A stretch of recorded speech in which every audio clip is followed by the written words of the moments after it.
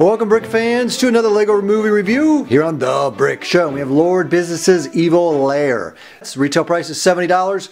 We get 6 minifigures plus the little business kitty there.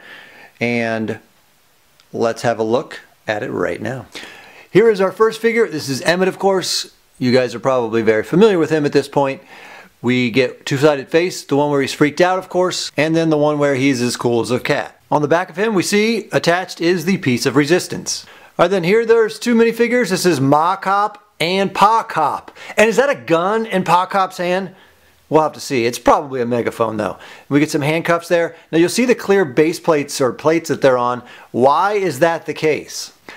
Well, as you see the other side of their heads, they're freaked out, and it's because there's a trap door that we're going to show you, and in that trap door, they seem to get, well, trapped or beamed.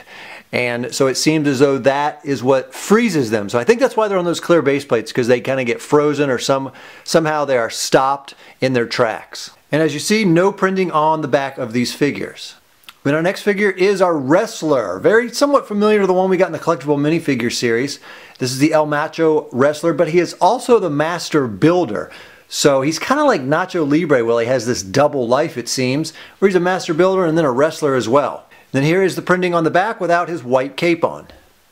Then our next minifigure here is Vitruvius. And he is really the figure that's going to drive this set, in my opinion, although you have to pay that $70 price point in order to get him. It's the only set he's in.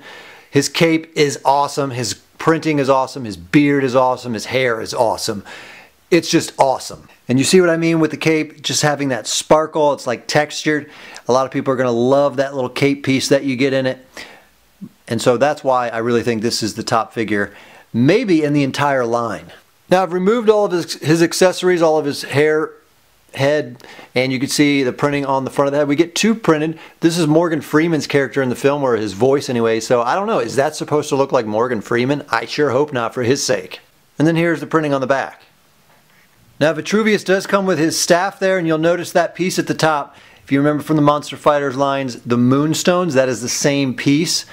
Doesn't have the printing on it, of course, but we don't exactly know what that staff does in the film. We'll have to wait and see. I could not find any information. Now, on to our final figure, and we saved the craziest for last. This is probably the most elaborate, craziest minifigure in LEGO history. This is Lord Business. Now, he does transform into President Business, but he's got his big boy pants on right now, and the legs do move. You can see how that's built. It's a lot of fun to put him together.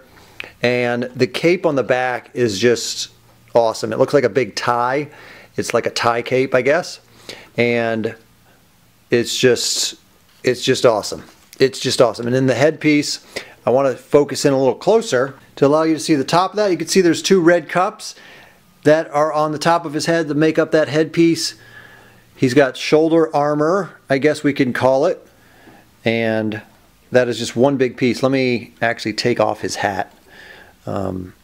It kind of reminds me of something from Power Rangers.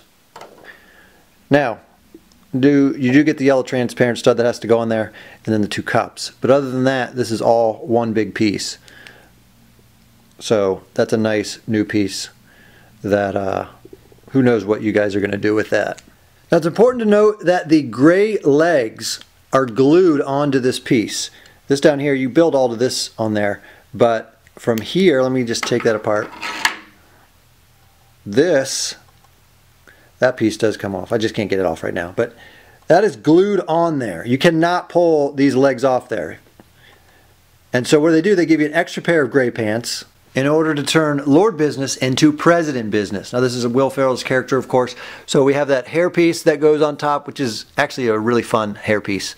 And he has the face, one-sided face, although there's double printing. Here's the front, and then here's the back, and as we remove the hair, you'll see that is the back of his head. And then our last figure, maybe it's not considered a figure, but this is Business Kitty, and it basically has the same design as the other one, except the printing is slightly different. You can see there's some business mathematical type of symbols on her, and she's also wearing glasses. And that is the case on the other side as well. Now, here's a good look at the layer. And there's a lot to get to, so we're going to kind of jump around kind of fast just to keep this somewhat short. Down here on the bottom, you'll see we have a little red couch. And then there's also a conference table which is a cool little build. We got 4 chairs there. They all do swivel. And it's actually a nice little micro build that I like very much. And then lastly here we have a video camera, because part of this layer is a TV studio, which you'll see here in a minute, and so that's why they're including the video camera. Now we spoke earlier about Ma and Pa Cop and why they are on these clear transparent bricks. I think because right here, this black door, this huge claw will come out, or beam that will shoot them, comes out of the door, and then also moves a little bit further there. Just to show you what that looks like from the other side, the doors are closed right now. We push this in and it moves that out, and then you can hardly see it, but there's another rod down there. We push that out, and that's what makes this piece come out a little bit further. And then you can just grab all of those, bring them in, kind of push that in, bring it, and the trap doors open and close. Next to that, you'll see a little battery, or kind of a big battery. And it appears though that you can put Emmett on there, or he gets tangled in it somehow. He's trying to pull the battery off of here so that this whole thing shuts down. He wants to shut down the think tank to keep El Macho Wrestler from his creativity from being sucked out of his brain. So Emmett is there with the battery and trying to bust this all up. On the bottom floor in the middle, kind of where the conference table was, I've moved that out of the way. You see there's a little sales chart, a little sticker there with sales going up, because Lord Business is, well, he's planning his business. And then next to all of that is where our studio is, our TV studio, which we can kind of move this around a little bit in the studio. And then there's the Where's My Pants sticker sign up there. Then as we move up, we have the think tanks here. This is where, again, the Master Builder has been captured and Lord Business is trying to suck the creativity from him. So these are our think tanks here, which is why Emmett is trying to dislodge the battery over there to keep these from powering up and doing their job. And so you see we have El Macho Wrestler in there, who is the Master Builder. And basically the way this works, there's a clear, well, some transparent red piece there that you see, and you stick the back of their legs against that, and that keeps them in place. And then our last little area up to the right of the think tank, but really a big area.